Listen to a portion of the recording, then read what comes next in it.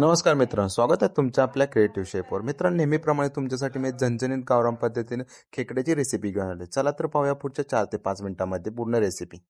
पप्पा आज काय नियोजन मग? आहे की खेकड्याचं नियोजन. बर बर. तर मित्रांनो, आपण आलो होतो जिवंत खेकडे घेऊन. तर जिवंत खेकडे कशा पद्धतीने साफ करणार आहोत, चला तर आपण पहिल्यांदा खेकडे साफ व्यवस्थित करून घेणार आहोत. कशा पद्धतीने साफ करणार ते पाहणार. तर सर्वात पहिल्यांदा आपण खेकड्याची वरच्या शेल आहे ना, म्हणजेच कवटी, ती व्यवस्थित काढून घेणार आहोत. त्यानंतर त्यातली आतली जी घाण आहे ती व्यवस्थित आपण साफ करून घेणार आहोत. ते साफ करून घेतल्यानंतर ज्या दोरीनं बांधलेलं आहे खेकड्याची नांगे वगैरे ते काढून घेणार आहोत आणि खेकडे व्यवस्थित साफ करणार. अशाच सेम आपण 1 बाय 1 सर्व खेकडे साफ करून घेणार आहोत.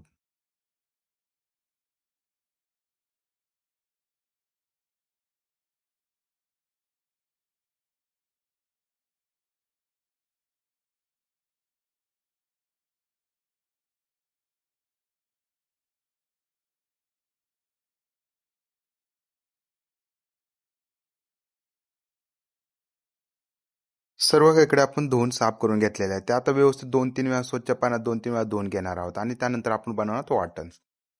वाटण बनवण्याआधी आपण सर्वात पहिल्यांदा गॅसवर एक जाळी ठेवणार आहोत. त्यानंतर 3 मीडियम आकाराचे कांदे, 2 टोमॅटो, 2 अर्ध्या खोबऱ्याच्या वाट्या आणि 1 लसणाचा कांदा हे व्यवस्थित आपण ते भाजून घेणार आहोत. भाजून घेतल्यानंतर एकदम काळसर पद्धतीने झालं की ते आपण व्यवस्थित कट करून घेणार आहोत. कट करून घेतल्यानंतर एका मिक्सरच्या भांड्यामध्ये आपण हे सर्व मसाले घालणार आहोत आणि त्याची पेस्ट बनवणार आहोत. 1 बाय 1 सर्व आपण मसाल्याची पेस्ट करून घेणार आहोत. सर्व मसाले मिक्स करून पेस्ट बनवणार आहोत. तर आपण गावरान पद्धतीचं काळं वाटण बनवत आहे. तर आपले जे कांदा, टोमॅटो, खोबरे वगैरे जे आहे सर्व ते आपण व्यवस्थित काळसर पद्धतीने आपण भाजून घेणार आहोत. त्यानंतरच आपण हे जे पीसेस करून कट करून आपण त्याची पेस्ट बनवून घेणार, जेणेकरून चांगल्या पद्धतीने भाजले की त्याचा फ्लेवरही चांगला येतो आणि त्याचा कलरही एकदम छान येतो. त्यामुळे व्यवस्थित आपण गॅसवर भाजून घेणार आहोत हे सर्व. सर्वात महत्त्वाची गोष्ट म्हणजे कांदा आणि लसूण आहे व्यवस्थित भाजून घ्यायचं आहे. ज्याच्यावरचे जे टलपार आहे ते व्यवस्थित जळले ना तर त्यानंतर आपल्याला साफ करण्यास इझी होतं. त्यामुळे कांदा आणि लसूण व्यवस्थित भाजून घ्यायचा आहे. तर आपला खेकड्यातल्या भाजीतला मधला हा मेन मसाला आहे. तर हा आपला काळं वाटण म्हणजेच आपला काळा मसाला आपण पेस्ट करून बनवून घेणार आहोत.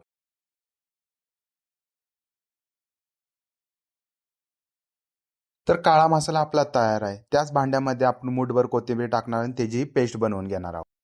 पातेलं गरम झालं की त्यामध्ये 3 ते 4 चमचे आपण तेल घालणार आहोत. तेल घातल्यानंतर तेल गरम झालं की त्यामध्ये आपण खडे मसाले घालणार आहोत.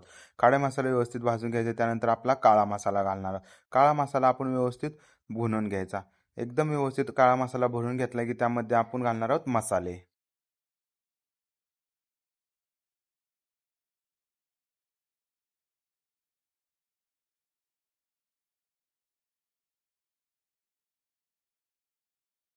वाटण व्यवस्थित भाजून घेतल्यानंतर त्यामध्ये आपण घालणार मसाले पावडर. मसाले पावडर किती प्रमाणात घालायचे ते मी डिस्क्रिप्शन बॉक्समध्ये पूर्ण रेसिपी दिली आहे, तिथे जाऊन फॉलो करू शकता.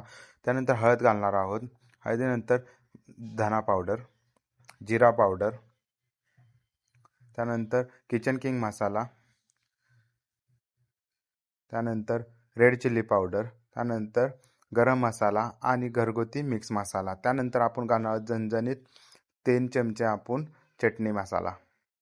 त्याने हे व्यवस्थित मसाले आपण भाजून घेणार आहोत पुन्हा आणि त्यामध्ये आपण घालणार आहोत खेकडे. खेकडे घालण्याआधी आपण यामध्ये कोथिंबीरची पेस्ट घालणार आहोत, ती व्यवस्थित भाजून घेणार आहोत.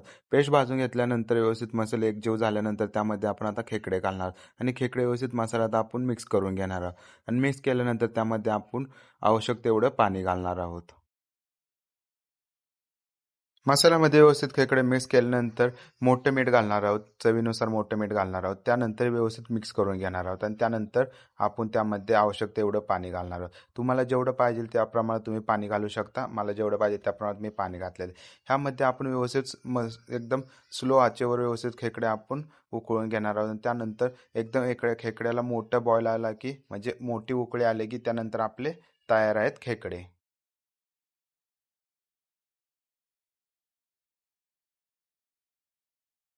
तर मित्रांनो, तयार आहेत आपले झणझणीत काळ्या मसाल्याचे गावरान पद्धतीचे झणझणीत खेकडे आणि कडक तर मित्रांनो, व्हिडिओ आवडला असेल तर लाईक, शेअर, कमेंट, सबस्क्राईब नक्की करा. अशाच इंटरेस्टिंग व्हिडिओसाठी मला फॉलो करा.